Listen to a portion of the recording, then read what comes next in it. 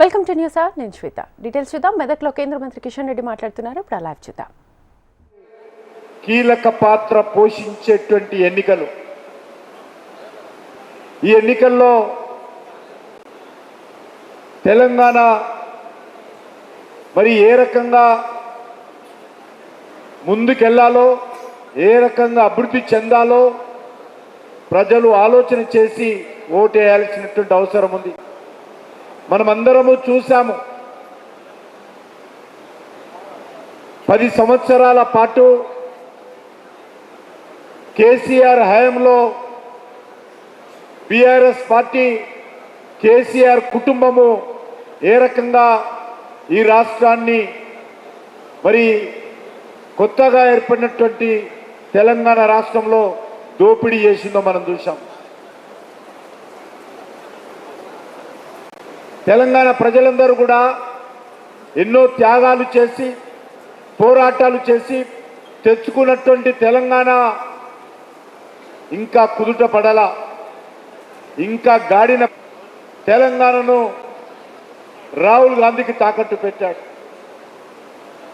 ఈరోజు అధికారంలోకి వచ్చినటువంటి 14 నెలలలో రేవంత్ రెడ్డి ఈ తెలంగాణలో రాహుల్ గాంధీ ట్యాక్సీ, రేవంత్ రెడ్డి ట్యాక్స్ పేరు మీద ఇక్కడ ఉన్నటువంటి కాంగ్రెస్ పార్టీ ప్రభుత్వము అనేక రకాలుగా, అది బిల్డర్స్ కానీ, వ్యాపారస్తులు కానీ, కంపెనీలు కానీ, అన్ని రకాలుగా బెదిరింపులు, ఒత్తిడిలు, అక్రమ కేసులు, ప్రభుత్వం తరఫున ఇబ్బందులు పెట్టి ఈరోజు నోటీసులు ఇచ్చి వసూళ్లు చేస్తున్న విషయము ఈరోజు మనం చూస్తా ఉన్నాం. అనేక రకాలుగా ఏ ఒక్కటి కూడా వదిలిపెట్టడం లేదు. ఆ రోజు కేసీఆర్ కుటుంబం దోపిడీ చేస్తే ఈరోజు రాహుల్ గాంధీ దోపిడీ చేస్తున్నటువంటి పరిస్థితి. తెలంగాణ చాలా 2014లో మిగులు బడ్జెట్ ఉన్నటువంటి రాష్ట్రం, ధనిక రాష్ట్రము. మనకు వస్తున్నటువంటి ఖర్చు, మనకు వస్తున్నటువంటి ఆదాయం చూస్తే మనకు ఆదాయం ఎక్కువ, ఖర్చు ఎక్కువ ఉండేది. అటువంటి తెలంగాణ రాష్ట్రము ఈ 11 సంవత్సరాలలో పూర్తిగా అప్పుల రాష్ట్రంగా మారింది. ఈ తెలంగాణలో ఉన్నటువంటి పుట్టినటువంటి పసి బిడ్డ పండు ముసలి వరకు కూడా ప్రతి ఒక్కరి తల మీద కూడా ఈరోజు కేసీఆర్, రేవంత్ రెడ్డి కలిసి అప్పులు చేశారు.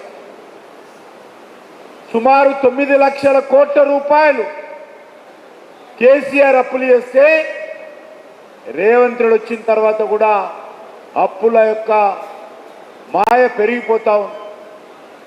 ఉదయం లేస్తే సాయంకాలం వరకు రేవంత్ రెడ్డి ఏ రకంగా అప్పు చేయవచ్చో, ఎవరి దగ్గర అప్పు చేయవచ్చో, ఏ భూమి అమ్మవచ్చో ఆయన చేస్తున్నాడు. రానున్న రోజుల్లో తెలంగాణలో ప్రభుత్వ భూములన్నిటిని కూడా అమ్మాలని చెప్పి ఈరోజు ఆలోచన చేస్తూ ఉన్నారు. భవిష్యత్తు కోసం ఈ రాష్ట్రంలో భూములు ఉండవు. హైదరాబాద్ చుట్టుపక్కల ఎక్కడ కూడా ప్రభుత్వ భూములు కనిపించవు. ఎందుకంటే అన్నిటిని కూడా అమ్మడం కోసం రేవంత్ రెడ్డి ప్లాన్ చేస్తూ ఉన్నారు. ఈ రాష్ట్రంలో అన్ని రకాల అభివృద్ధి కార్యక్రమాలు కుంటుపడ్డాయి. సాగునీటి ప్రాజెక్టులు పేరు మీద కేసీఆర్ దోపిడీ చేస్తే ఈరోజు సాగునీటి ప్రాజెక్టులు రేవంత్ రెడ్డి వచ్చిన తర్వాత ఎక్కడేసిన గొంగుడు అక్కడ ఉంది. ఈరోజు రాష్ట్రంలో ఈరోజు ఈ యొక్క వాస్తవ పరిస్థితిని తెలంగాణ సమాజం అంతా కూడా అర్థం చేసుకోవాల్సినటువంటి అవసరం ఉంది. ఎక్కడ కూడా మరి అనేక రకాల హామీలు ఇచ్చినటువంటి కాంగ్రెస్ పార్టీ ఈ హామీలు ఏవి కూడా అమలు చేసేటువంటి పరిస్థితి లేదు. ఏ వర్గాన్ని కూడా వదలలేదు. విద్యార్థులకు, ఉద్యోగస్తులకు, నిరుద్యోగులకు, రైతులకు, రైతు కూలీలకు, కౌలు రైతులకు, మహిళలకు, సామాజిక వర్గ వివిధ కుల సంఘాలకు అందరికీ హామీలు ఇచ్చాడు. కానీ ఏ ఒక్క హామీ కూడా ఈ 14 నెలలుగా అమలు చేయలేదు. ఎప్పుడు చేస్తాడో కూడా చెప్పే పరిస్థితి లేదు. రేవంత్ రెడ్డి ఉన్నన్ని రోజులు, కాంగ్రెస్ పార్టీ ఉన్నన్ని రోజులు వాళ్ళు ఇచ్చినటువంటి ఏ హామీలు కూడా అమలయ్యే పరిస్థితి లేదు. మాటలు మాత్రము ఎగిరెగిరి మాట్లాడతాడు రేవంత్ రెడ్డి. ఆ రోజు కేటీఆర్ ఎట్లా మాట్లాడాడో, కేసీఆర్ ఎట్లా మాట్లాడాడో, నేనేం తక్కువ తిన్నానని ఈయన కూడా వాళ్ళలాగానే ఎగిరెగిరి మాట్లాడతారు. వీళ్ళ మాటలు కోటలు దాటాయి, కానీ పనులు మాత్రము ప్రజల మధ్యలో రాలేదు. ఆ రోజు నిరుద్యోగులకు నిరుద్యోగ భృతి ఇస్తానని చెప్పి కేసీఆర్ కూడా హామీ ఇచ్చాడు. 10 సంవత్సరాలు ఆయన హామీ ఇవాళ అమలు చేయలేదు. ఈరోజు రేవంత్ రెడ్డి వచ్చాడు, ఈయన కూడా 4,000 రూపాయలు ప్రతి నిరుద్యోగికి నిరుద్యోగ భృతి ఇస్తానని చెప్పాడు. కానీ అమలు చేయలేదు. ఎప్పుడు చేస్తాడు కూడా చెప్పలేదు.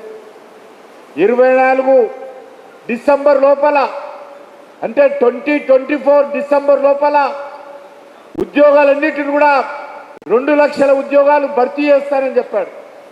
షెడ్యూల్ ఇచ్చాడు. ఏ నెలలో ఏ ఉద్యోగాలు భర్తీ చేస్తానో పేపర్ ప్రకటన ద్వారా, జాబ్ క్యాలెండర్ విడుదల ద్వారా కాంగ్రెస్ పార్టీ ఎన్నికలకు ముందు హామీ ఇచ్చింది, జాబ్ క్యాలెండర్ ప్రకటించింది. 12 నెలలు అయిపోయినాయి. 2024 వెళ్ళిపోయింది, 25. మరి ఈరోజు మనము ఫిబ్రవరిలో ఉన్నాము, కానీ ఉద్యోగాల భర్తీ ఊసే లేదు.